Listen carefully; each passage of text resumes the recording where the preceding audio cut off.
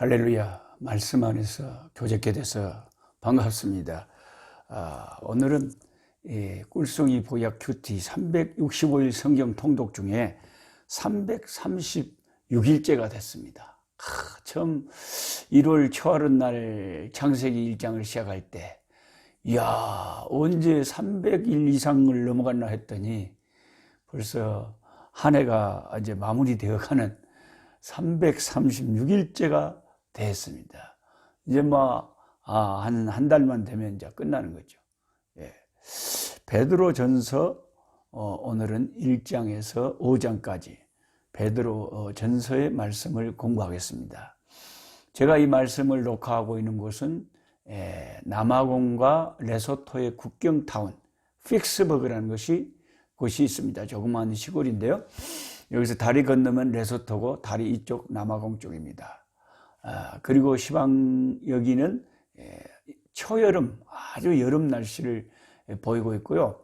여기 제가 이 선교센터가 있는 이곳 픽스버그에 항상 11월 셋째 주가 되면 이 체리 페스티벌이 열려요. 한국에도 축제가 많이 열리잖아요. 여기는 체리가 많이 나요. 아프리카에 뭔 체리가 날까 하는데 여기는 추운 겨울이 있어서 산이 있어서요. 한국이 이 겨울일 때는 여름이지만 한국이 여름일 때는 여기는 겨울이라서요. 눈이 내리고 얼음이 내리고 영하로 내려가고 엄청 추워요. 그런 겨울이 있는 다음에 체리, 즉 벚꽃 같은 게 피고 빨간 체리가 열리는 거예요. 그러니까 그런 달콤하고 귀한 과일은 추운 겨울을 지나야 열리는 과일이에요. 우리 인생도 참 이 베드로 전서에도 말씀하지만 이 고난과 이 아픔들, 이런 것들을 통해서 하나님께서 더 좋은 열매로 맺게 하시는 역사가 있는 거죠. 이 사도 베드로는 흩어져 있는 그 로마의 5군데, 1절에 예수 그리스도의 사도 베드로는 본도, 갈라디아, 갑바도기아, 아시아와 비두니아에 흩어진 나그네. 저와 여러분은 항상 이 나그네라고 하는 것을 성경이 상기시켜줘요. 예수 믿는 사람은 이 세상에서 영원히 살 것처럼 불신자들처럼 살면 안 되고요. 우리는 노매드, 베가본드, 방랑자, 이렇게 유목민, 지나가는 사람, 나그네, 여행자. 그래서 우리는 나그네라는 거죠. 트래블러라는 거죠. 나그네. 이 세상은 잠깐 지나갑니다. 우리의 본향, 우리 고향을 향해서.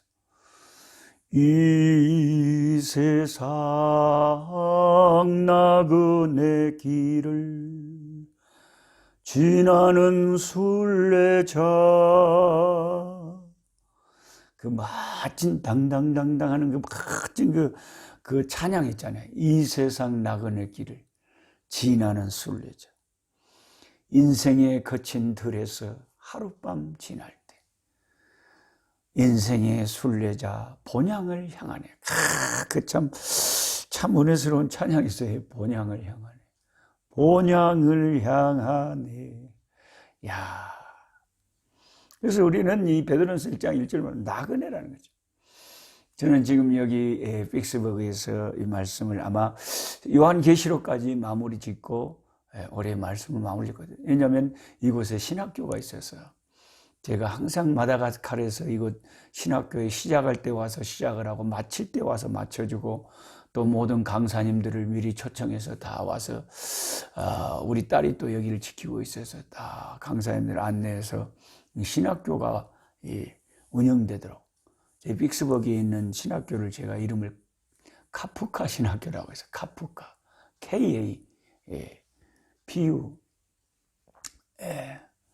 CA인데 그 앞에 카가 코리안입니다. 그 다음에 A가 아프리칸, 코리안 아프리칸, 한국인 아프리칸, 그 다음에 카푸 할 때 P가 파스타스예요. 파스타. 목사님들, 그 다음에 U가 V의 U가 유나이티드. 한국 목사님들, 아프리카 목사님들이 연합해서 함께 하나님의 복음 나라를 위해서 일한다는 이것이 카프카예요. 한국 목사와 제가 한국 목사니까 또 아프리카 목사니까 함께 유나이티드, 함께 연합해서 주님의 나라를 확장시켜가고 영혼들을 아프리카에서 더 건져내는 그런 일을 하기 위해서 교회를 세우고 교회를 지원하고 또 신학교를 세워서 그 교회를 섬기는 목사님들이 은혜 가운데 성경적으로 바른 건강한 교회를 섬기도록 최선을 다해서 이렇게 신학교를 운영하고 있습니다. 그래서 신학교의 모토가 오직 예수, 오직 성경. 너무 아프리카는 이런 신학이 약하니까 이것을 강조하고 있고, 제자 훈련과 기도와 말씀과 전도, 아주 우리가 실제적으로 교회를 섬기고 목회하는데 필요한 필수적인 것들만 계속 반복해서 가르치면서 창세기부터 계시록까지 계속 또 성경을 중심으로 가르치고 있습니다. 조금 일반 신학교하고는 좀 다릅니다. 그래서 한 형제 자매들처럼 초대교회처럼 그렇게 함께 뜨겁게 기도하면서 신학교를 하고 있습니다. 자, 베드로전서 1장에 보면 산소망, 리빙 호프란, 리빙 호프. 그것을 이제 말씀하고 있는데요. 이 세상의 그 소망이라는 것은 풀과 같다는 거예요. 베드로가 이제 베드로서 1장에 말하는 것은 1장 24절에 그러므로 모든 육체는 풀과 같고, 그 하나님의 말씀, 구약의 말씀을 인용하면서 베드로가 이사야에 있는 말씀, 풀과 같은 말씀 이사야에 있거든요. 이 말씀을 구약을 인용하면서 사도 베드로가 그러므로 모든 육체는 인간들의 삶은 풀과 같대요. 풀이라는 것은 이렇게 자랄 때는 확 무성하게 자라는데 나중에 뭐 가을이 돼서 시들 때 보면 팩 시들어 버리잖아요. 그리고 저와 여러분이 이 예수 없이 사는 이 세상의 삶은 풀과 같은 거죠. 초로와 같은 거죠. 한때 잘 나가다가 어느 순간 세월이 흐르면 늙어져 가고, 저도 막 이렇게 막 흰머리, 막 주름, 엊그저께 제가 청년이었는데, 엊그저께 대학교 다니고 고등학생이었는데, 금방 60대가 돼버릴 때 누가 알았겠어. 뭐 손자가 4살, 5만? 인생이 살짝 끝이 없어요. 금방 어른이 나이가 돼버렸다니까, 제가. 그러니까 이 세상의 인생은 풀과 같은 거예요. 풀과 같은. 그런데 예수 안에 있는 사람은 이 믿음의 삶은 살아있는 리빙, 살아있는 진짜 산 소망, 죽은 소망이 아니에요. 왜요? 영원히 이렇게 잠깐 지나다가 없어져 버리는 게 아니고 영원히 지속되는 그 영광의 생명이 이제 이 세상 끝나면 우리 주님 앞에 서게 되면 참 영광스러운 영원한 주님과의 삶이 시작되기 때문에, 이것은 예수 안에 저와 여러분이 갖고 있는 소망은 살아있는 소망, 헛된 소망, 죽은 소망, 썩은 소망이 아니라는 것입니다. 이게 베드로전서에 사도 베드로가 흩어져 있는 나그네, 흩어져 있는 하나님의 백성들 교회에 격려하면서 이렇게 편지를 하고 있는 것입니다. 그러면서 이제 여러 가지 시험을 당하니까 이 신앙생활 하는데 시험이 많으니까 6절에 이렇게 격려하죠. 그러므로 너희가 이제 여러 가지 시험으로 말미암아 근심을 하지 않을 수가 없다. 근데 베드로가 말하는 것은 잠깐 근심이라는 거예요. 그렇죠? 우리가 아프든지 가난하든지 망하든지 우리 인생의 삶이란 게 한여름밤의 꿈 아닙니까? 잠깐 근심하는 거죠. 그 근심도 잠깐이에요. 잠깐 근심하게 되지 않을 수 없으나 오히려 그 잠깐 근심 속에서도 우리가 뭐입니까? 기뻐한다는 거죠. 예수 믿는 사람들의 믿음의 위대함이죠. 그 근심 속에서, 근심할 수밖에 없는 상황 속에서 기뻐하는 모습을 보게 되죠. 이 앞에 저하고 인터뷰했던 우리 태국의 김양신 선교사님, 그 모습 뵀잖아요. 그 췌장암으로 투병하시면서도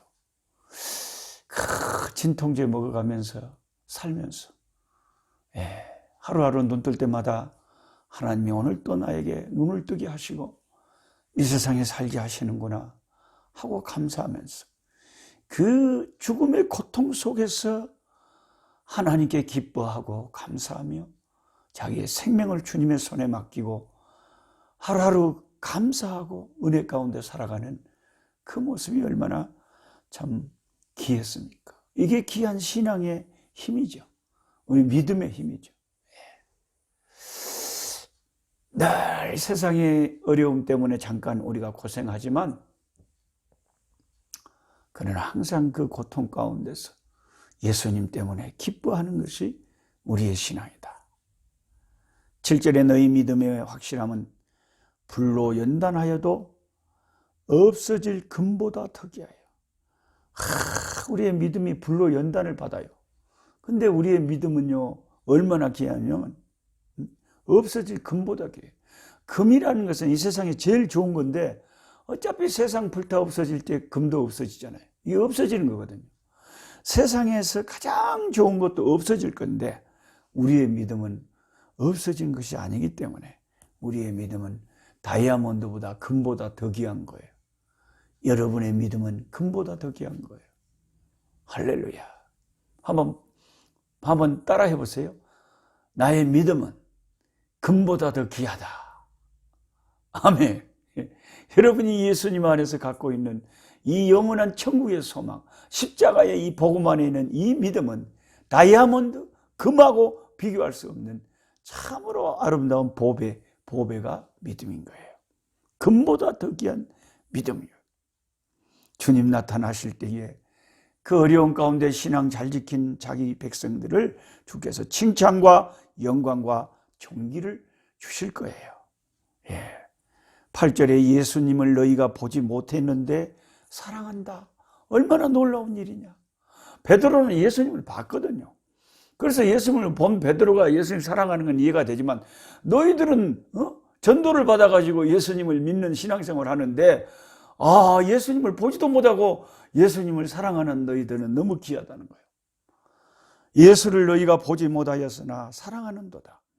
이제도 보지 못하나 지금도 현재도 보지 못하지만 믿음이라는 것은 보지 못하는 것들의 증거거든요. 보지 못하는 것의 substance, 확실한 그 만져볼 수 있는 게 substance예요. tangible, 이 만져볼 수 있는 게 그게 substance, 실제적인, 그러니까 보지를 못했는데 꼭 본 것처럼 확신을 한다는 거예요. 그게 믿음이라는 거예요. 믿음이라는 것은 assurance, conviction, 확신을 하는 건데 무엇을 확신하냐? 자기가 보지 못한 것을 확신을 해보는 거예요. 아니, 나는 믿는다니까. 나는 신뢰한다니까. 나는 예수님을 보지 못했지만 예수님이 말씀 안에서 내가 하나님 보좌 우편에 계시고 나를 위해서 기도하고 계시고 나를 위해서 십자가에 피 흘리셨고 나를 구원하실 것을 나는 완전히 컨빅션 확신하고 어시오런스 확신하고 substance 아예 만져볼 수 있는 것처럼 확신을 믿는다. 그게 믿음이라는 거예요. 예수를 너희가 보지 못하였으나 사랑하는도다. 이제도 보지 못하나 믿고 말할 수 없는 영광스러운 즐거움으로 기뻐하니. 그래서 소망 가운데 기뻐하는 거예요. 이런 일이 내게 이루어질 줄 믿고. 믿음의 결국 곧 뭘 받아요? 영혼의 구원을 받음이라. 믿음의 결국 딱 밑줄 치고 성경 딱 주관식으로 믿음의 결국 뭐예요? 곧 이라고 딱 가로쳐놓으면 딱 여러분이 집어내야죠. 이제 성경 공부하시는 분들은. 믿음의 결국 곧 뭐예요? 믿음의 결국이 뭐예요? 곧 영혼의 구원을 받음이라. 믿음의 결국은 영혼의 구원. 할렐루야. 믿음의 결국은 구원이지 뭐 돼요? 알고 보면 쉬운 건데 막상 물어보면 막 당황을 한다고요. 그래서 성경을 우리가 매일매일 가까이 하고 죽을 때까지 말씀을 가까이 하고 이번에 여러분 제가 페이스북에도 공유해서 올려놨지만 그 영화배우 신영균이라고 있었잖아요. 뭐 신성일만큼 유명한 이 영화배우 신영균 지금 91세인데 그 예수님 잘 믿으니까 그렇게 장수하잖아요. 그분이 500억을 사회에 기부를 했대요.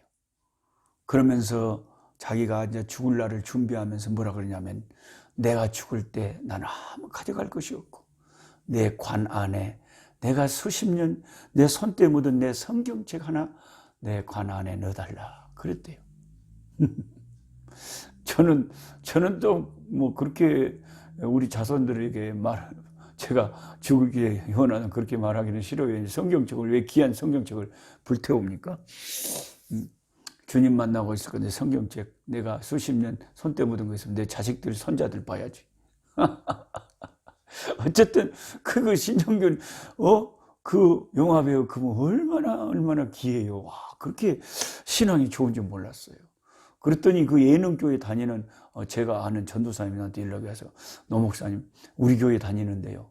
아 그래요. 그 예능교회 다니시는 91세 된 그 영화배우 신영균 그분이 수백억을 사에 500억을 이렇게 기증을 하고 자기 소원은 한 가지 이제 죽으면 내 성경책 내 관 안에 놔달라.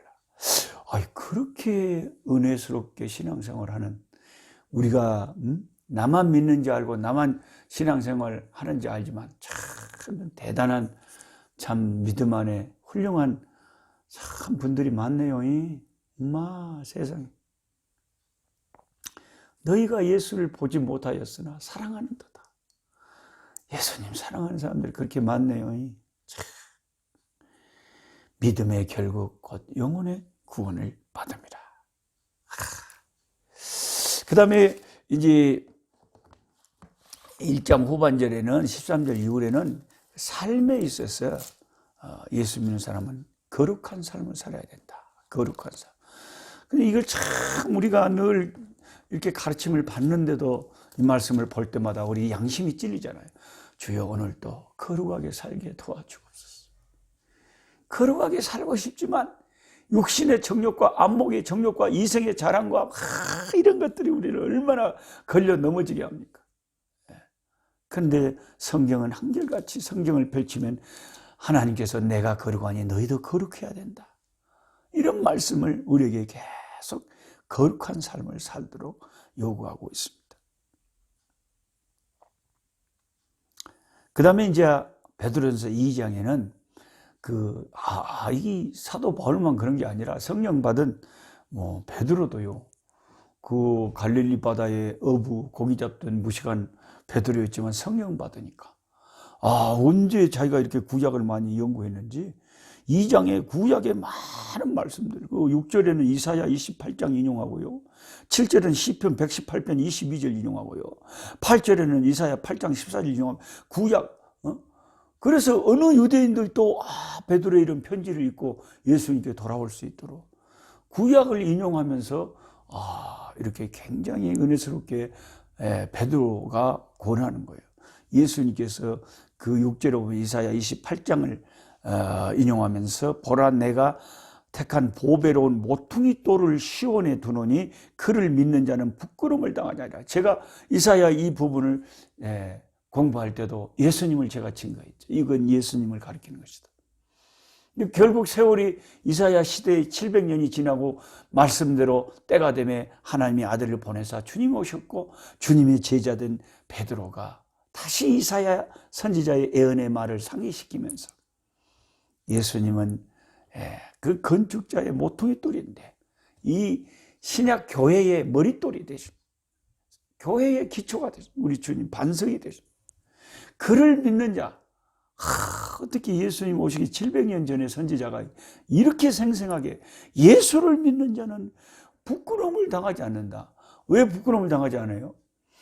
심판날은 죄를 하나님께서 판사가 그 죄인의 죄가 어떤 것임을 다 드러내고 그 형벌을 선고하는 것처럼 심판날 우리의 죄가 다 드러나서 그것 때문에 이제 지옥에 가고 이를 득득 깔고 무서운 그 지옥불에 떨어져야 되는데 그 무서운 죄가 드러날 때 예수를 믿는 자는 부끄러움을 당하지 않는다.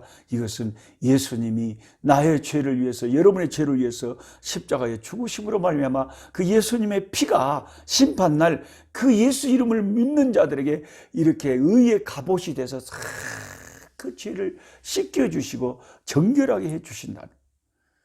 그래가지고 내 부끄러움이 드러나지 않도록 의의 옷으로 나를 감싸주신다. 그러니까 예수 믿는 게 얼마나 이게 귀중한 일이고 복된 일이냐 이거예요. 부끄러움을 당하지 않는다. 이 부끄러운 죄인이 그 다음에 7절에는 그러므로 믿는 너희에게는 보배이나 믿지 아니하는 자에게는, 예수님이 믿는 우리에게는 보배 중에 보배죠.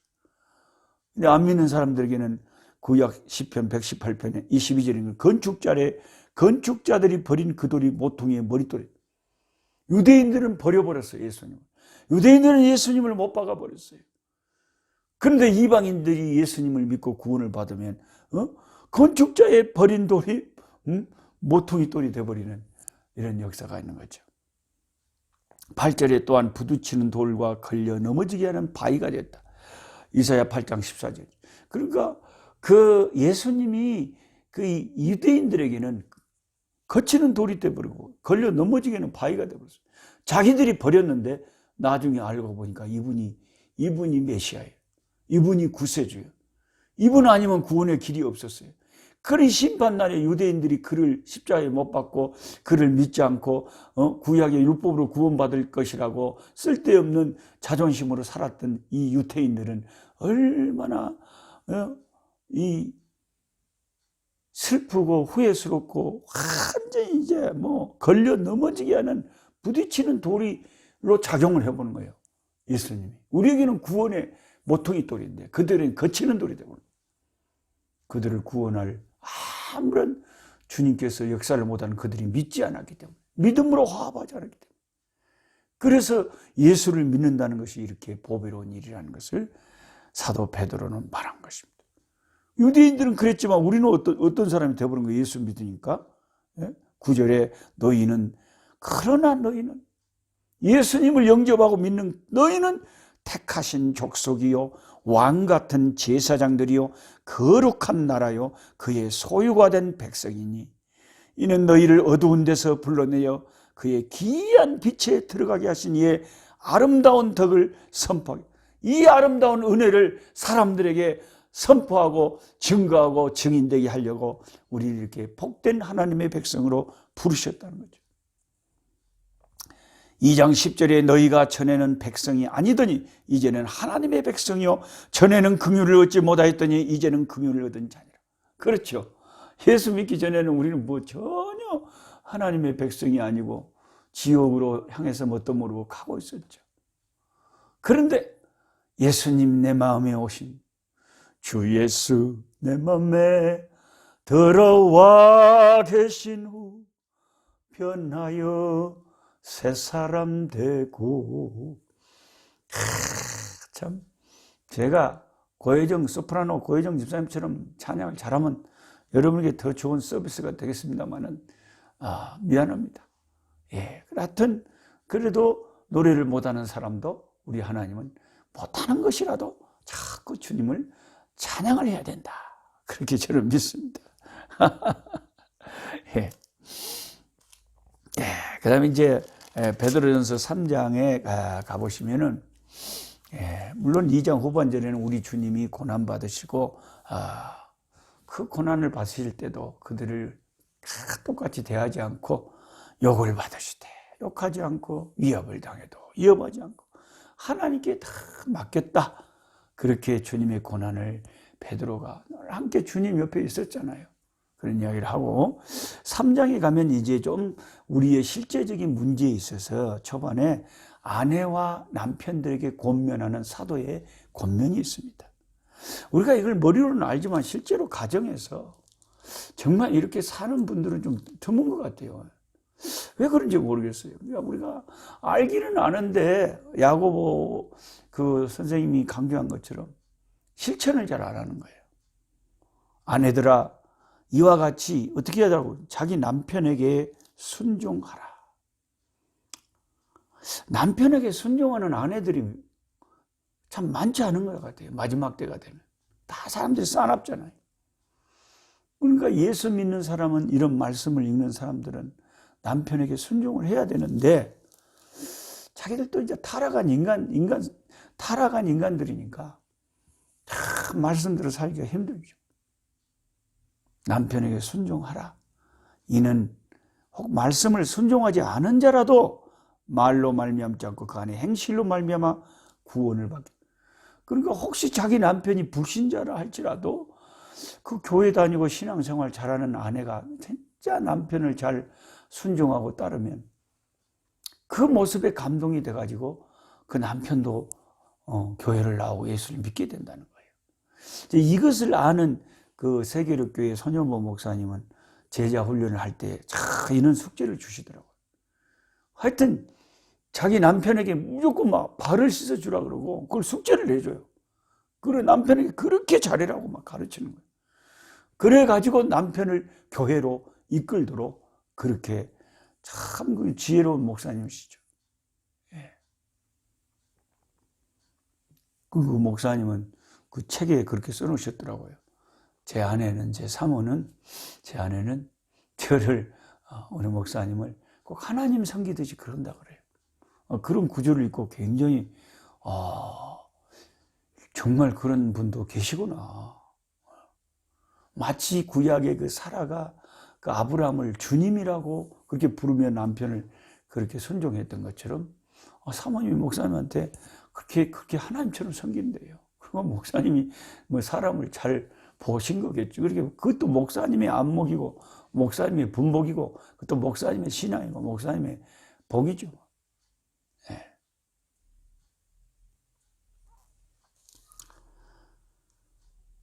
너희의 두려워하며 정결한 행실, 남편과 하나님을 경외하면서 잘한 그 행실을 보면서 와, 내 아내를 보니까 하나님 살아계신다.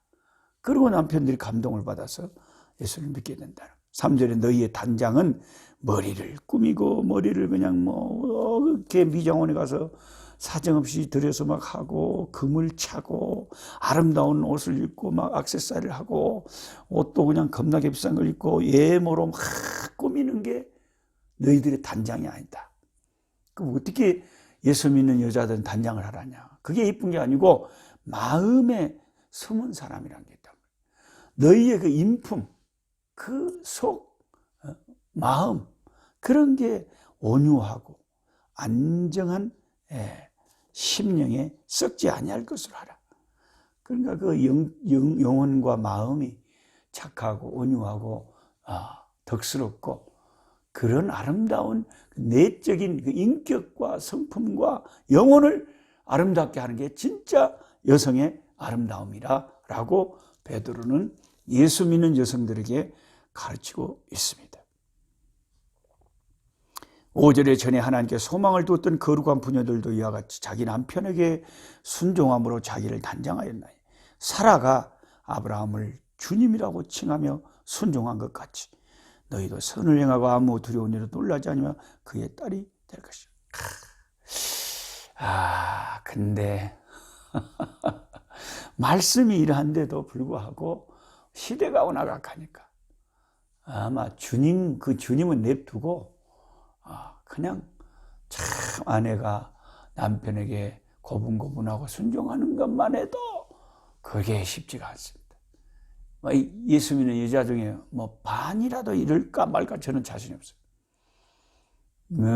이게 쉬운 게 아닙니다.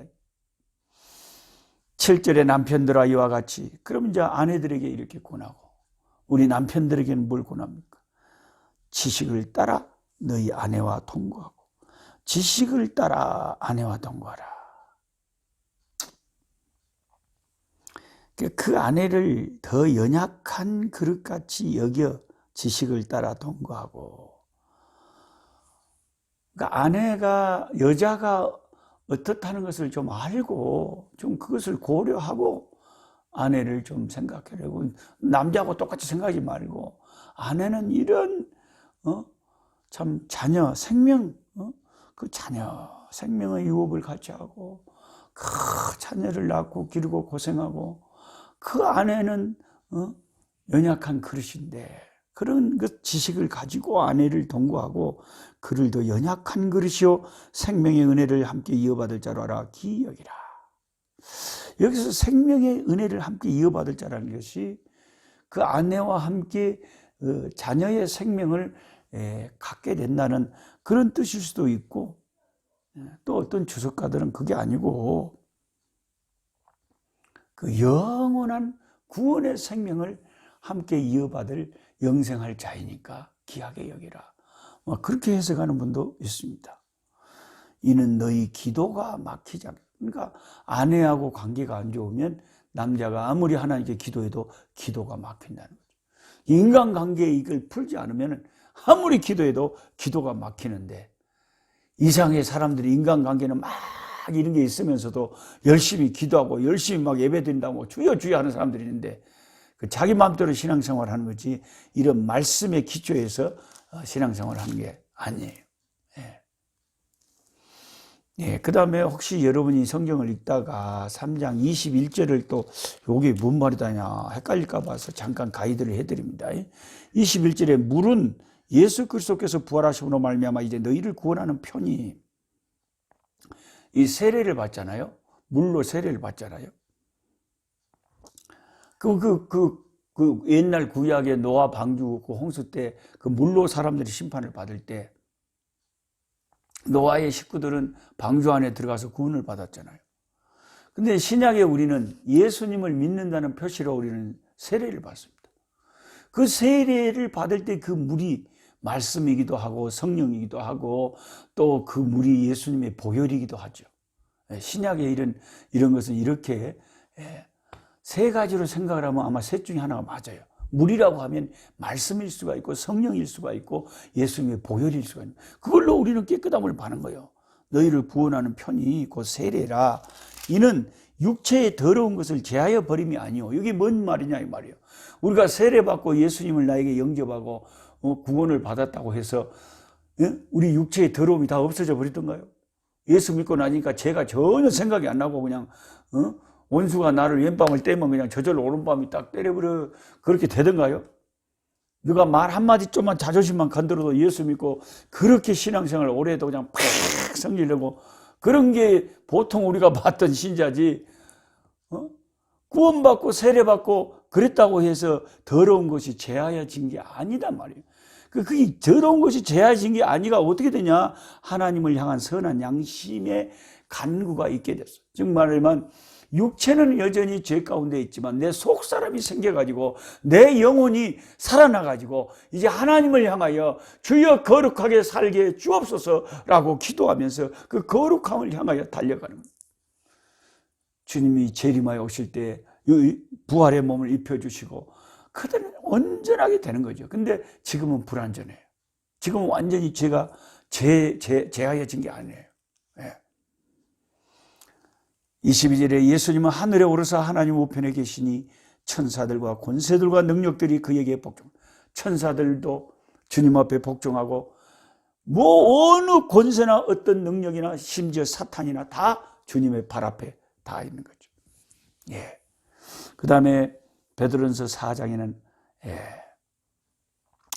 이제 그리스도인이 받을 고난에 대해서, 우리가 선한 청지기가 돼서 이 만물의 마지막이 가까웠는데, 만물의 마지막이 가까우면 이제 예수 믿는 사람들이 여러 가지 고난을 받을 때 그 고난을 잘 견뎌라. 이 4장 마지막 절에 그러므로 하나님의 뜻대로 고난을 받는 자들은 또한 선을 행하는 가운데 그 영혼을 신실하신 미쁘신 창조주 하나님께 의탁할지어다. 참 이 한국말로 성경을 번역한 사람은 아주 고집스럽게 미쁘다는 말을 계속 쓰고 있네요. 근데 나는 한국 사람이라도 미쁘다고 이렇게 말하면 이 원래 뜻으로 뭔 뜻인지 모르겠어요. 미쁘다고 이쁘다는 뜻으로 뉘앙스가 다가오는데 신실하다는 거죠. 신실하신 창조주께. 이런 좋은 한국말이 있는데 왜 자꾸 미쁘다 그러는지, 이 성경 번역한 사람이 고집이에요, 고집. 신실하신 하나님께 의탁하면서 이 고난을 견디라 하는 겁니다. 그 다음에 이제 마지막 5장에는 베드로 사도가 그 교회의 지도자들, 양들의 본이 되고 억지로 주의 일 하지 말고 목사나 장로들이나 권사들이나 교회 지도자들은 마지못해서 하지 말고 기쁨과 즐거움과 자원해서 우리 주 예수 그리스도의 양무리들을 기쁨으로 치고 섬기라. 그러면서 그리스도 안에 있는 너희 모든 이에게 평강이 있을지어다 하고 베드로전서를 마치고 있습니다. 내일 베드로 후서의 말씀을 가지고 계속 성경 말씀의 바다에 풍덩 빠져보겠습니다. 감사합니다. 약한 자 힘주시고 강한 자 바르게 주한 자 정케하니 주님의 뜻이라. 해 아래 압박 있는 곳 주 거기 계셔서 그 팔로 막아 주시오.